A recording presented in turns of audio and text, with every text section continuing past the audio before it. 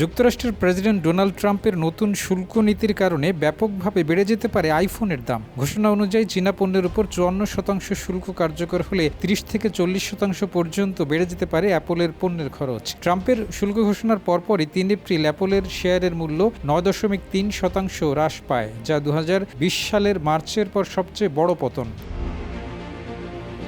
বিশ্লেষকরা বলছেন, অ্যাপল যদি এই পুরো খরচ গ্রাহকদের উপর চাপায় তবে $799 দামের সবচেয়ে সস্তা আইফোন 16 এর দাম বেড়ে হতে পারে $1142, যা বাংলাদেশি টাকায় প্রায় 1,38,000। একইভাবে 1 টেরাবাইট স্টোরেজের আইফোন 16 প্রো ম্যাক্সের দাম যেখানে এখন $1,599, সেখানে নতুন শুল্ক নীতি কার্যকরের পর তা বেড়ে দাঁড়াতে পারে প্রায় $2,300, অর্থাৎ বাংলাদেশি টাকায় $2,78,000 টাকা প্রায়।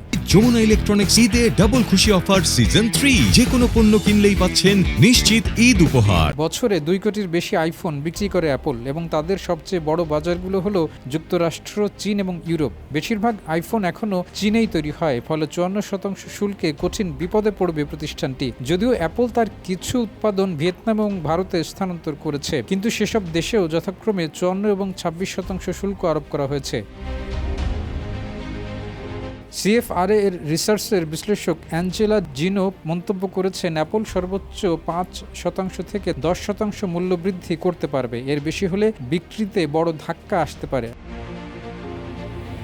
এদিকে সাম্প্রতিক সময়ে কমেছে আইফোনের বিক্রি। অ্যাপল ইন্টেলিজেন্স নামে নতুন কৃত্রিম বুদ্ধিমত্তা ভিত্তিক ফিচারগুলো আশানুরূপ সাড়া জাগাতে পারেনি। ব্যবহারকারীদের নোটিফিকেশনের সারাংশ তৈরি, ইমেইল পুনর্লিখন এবং চ্যাট জিপিটির মাধ্যমে তথ্য অ্যাক্সেসের সুযোগ দিলেও অনেকেই একে আইফোন আপগ্রেড করার মতো যথেষ্ট কারণ বলে মনে করছেন না।